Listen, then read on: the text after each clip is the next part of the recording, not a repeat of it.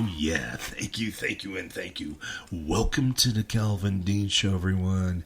I have been incredibly sick with acute bronchitis, but I have made it through the tough times, and that's the reason why you haven't heard me. Yeah. You know, when you lose your voice, you lose your voice. You know, and that is my ticket. Anyway, how about the schedule coming out, right? I'm glad the schedules are in because guess what? It's that time of year that I predict divisional winners, predict MVPs, and last year, I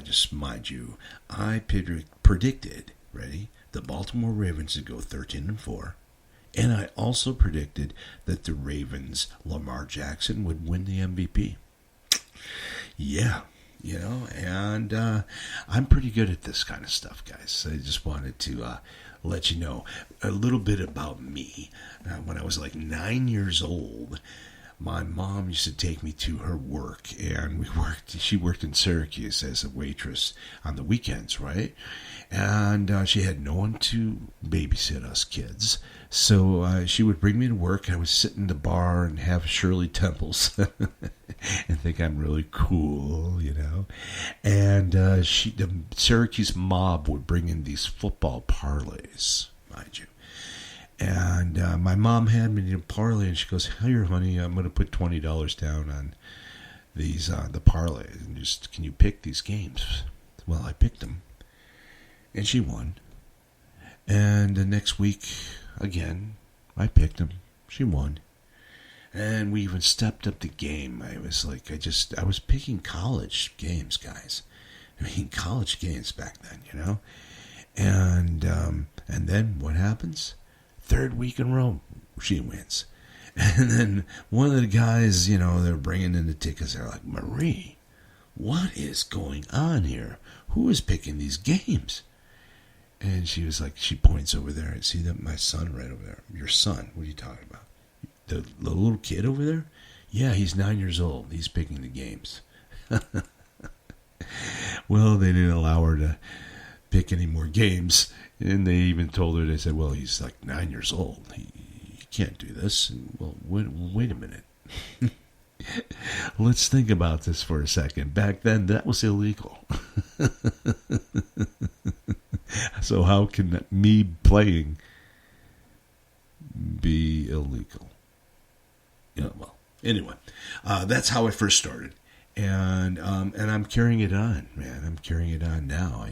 Last 17 years, I've picked 16 winning Super Bowl winners out of 17. I'm 16-1, guys. Not many people are 16-1 calling the Super Bowl, that's for sure. And how about the first game of this year? Wow. Do we have a Thursday night football, right? The Kansas City Chiefs versus the Baltimore Ravens. Yeah, in Kansas City, mind you, the two teams have faced multiple times over the years, creating very amazing, memorable moments, guys. The rivalry has intensified over the years due to the competitive matchups of each team. I mean, the coaching staffs on both teams are amazing, right? And guess who the Baltimore Ravens have this year? They have King Henry. Think about it, guys. King Henry from the Tennessee Titans. You know, Lamar Jackson. Oh, my. I mean, you know, they were the number one running offense last year. I mean, they are just a juggernaut of an offensive firepower when it comes to running, right? That offensive line, one of the biggest offensive lines in football, mind you. And I'm telling you guys, this is a great matchup for the first game of the season. I mean, think about it. You know, think about it. You know, it's just both teams have had standout players, right? Strong defenses making the game so exciting to watch. The Ravens and Chiefs have built a competitive history that keeps fans on the edge of their seats. Wow. Wow. Just, it's going to be exciting, man. Exciting, just like Patrick Mahomes, right? Travis Kelce. They were just in Texas over the weekend watching the game.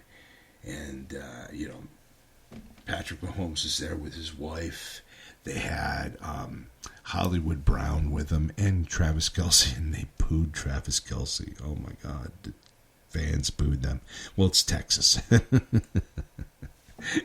His girlfriend, the devil. To all Texans.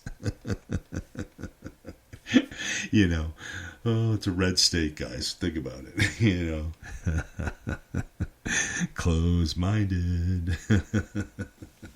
Anyway, so that was going on, and there's been a lot of stuff going on, guys, lately. It's just, I did a little tidbit about the Buffalo Bills giving up their draft pick to the Kansas City Chiefs, and the Kansas City Chiefs picking the fastest player ever in combine history, 4.21. Xavier Worthy of the Texans. And then the Buffalo Bills picking up Coleman from, I guess it was Florida State, right? And Seminoles. And just, the guy barely goes 4.6, and oh my! Just think about it. Kansas City Chiefs always beating the Buffalo Bills. Always, they always get in there and they always play a playoff game.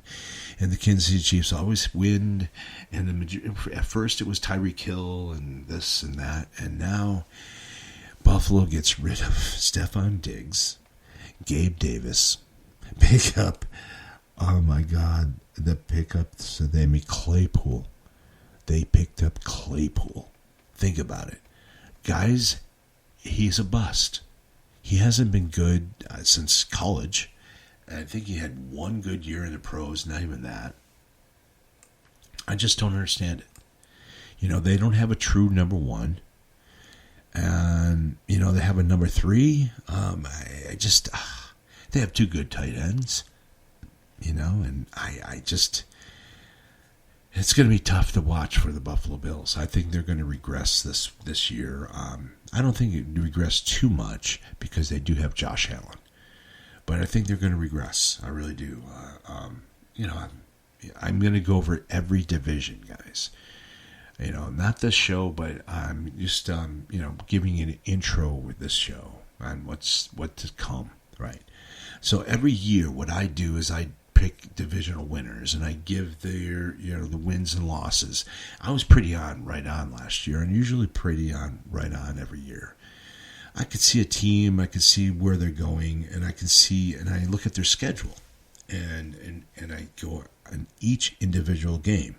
And when I do go through each individual game, right, each one, against each other, and I think who's possibly going to win this game and who's possibly going to lose this game, right?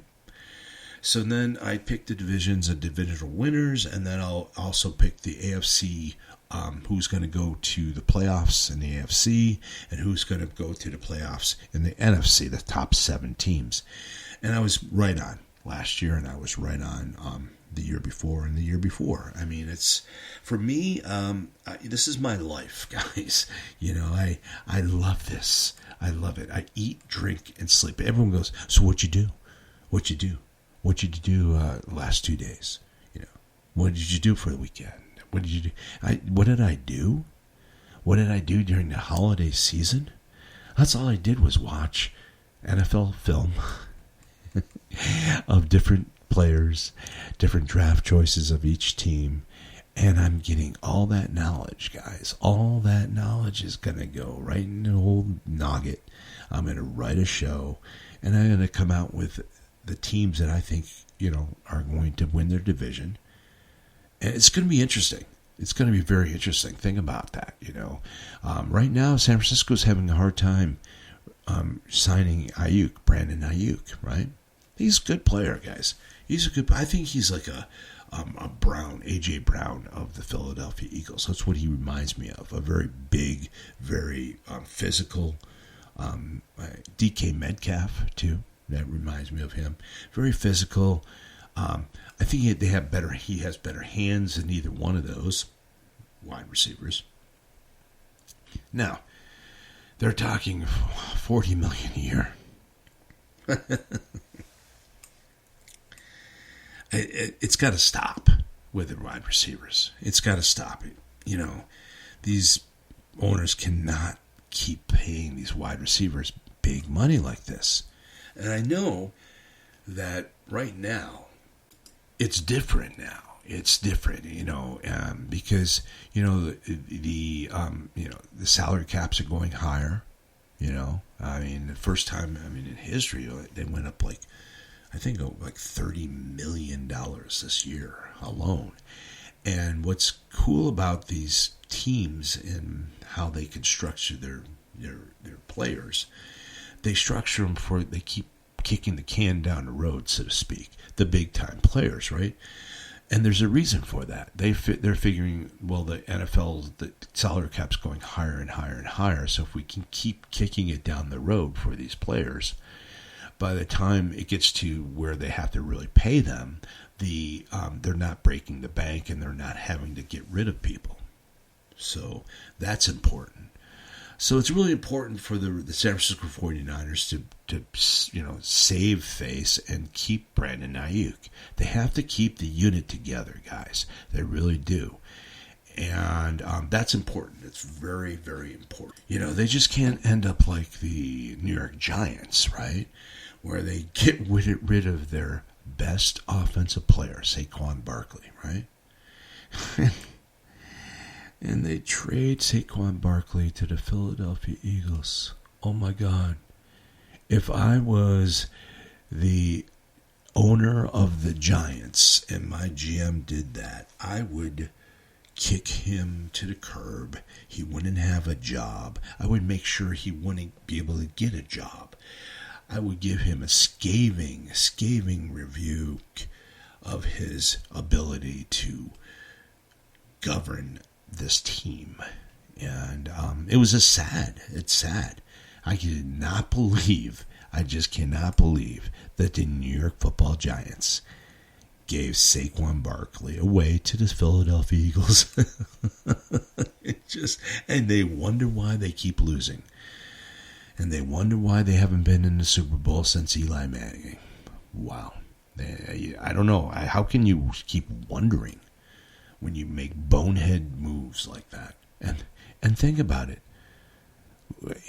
Daniel Jones is coming back. Daniel Jones. They're still relying on Daniel Jones. Think about that. When they could have easily picked a quarterback. Yes, a quarterback in the first round. They could have picked Michael Penix Jr. And then they would have their quarterback, and then they don't have to rely on Daniel Jones to save the day, because he isn't going to save the day for New York Football Giants fans. He's not going to save it. Nor is Dak Prescott going to save the day for the Dallas Cowboys.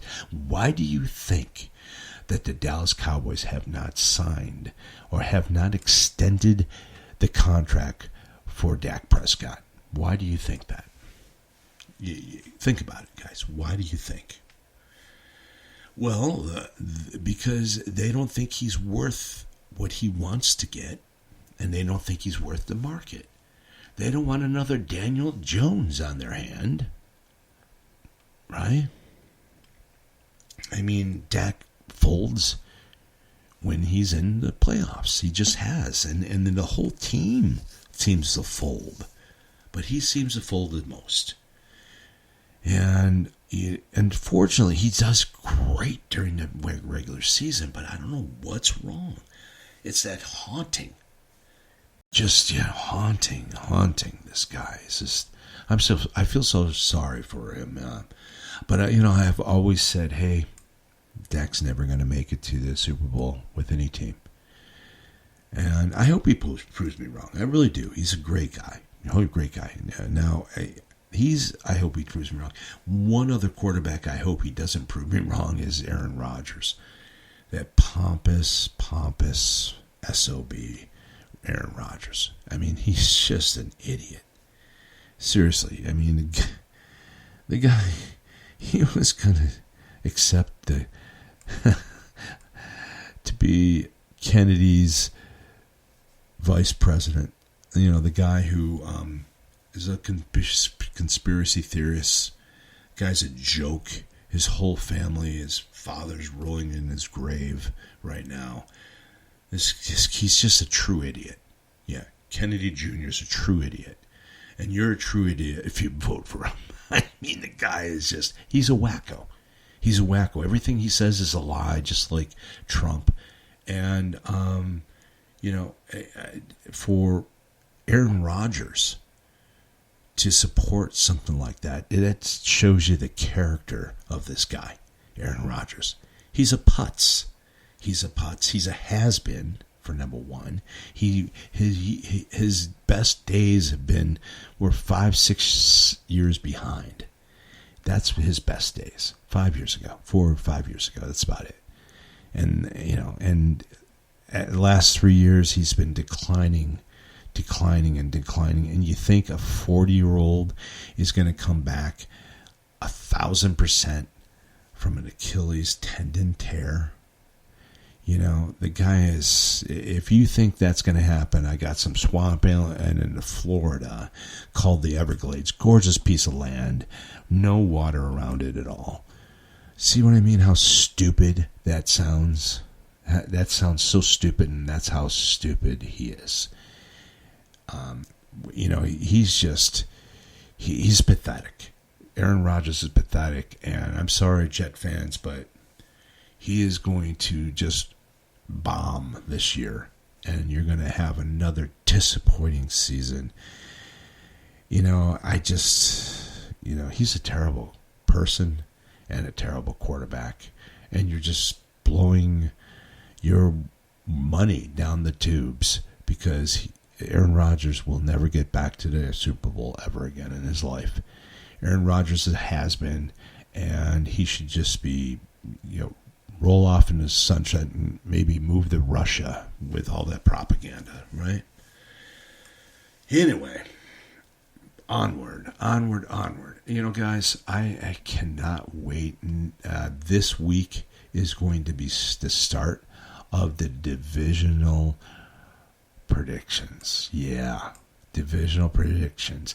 The first division that I will be going over is the NFC East. Yeah, the NFC East, guys.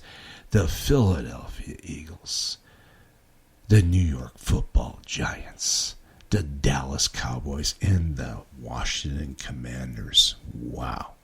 The Washington Commanders with a brand new team, brand new quarterback. The Philadelphia Eagles coming home with Saquon Barkley. The New York Football Giants digressing rapidly. And the Dallas Cowboys. Wow. Dallas Cowboy fans, I just want to let you know about this year.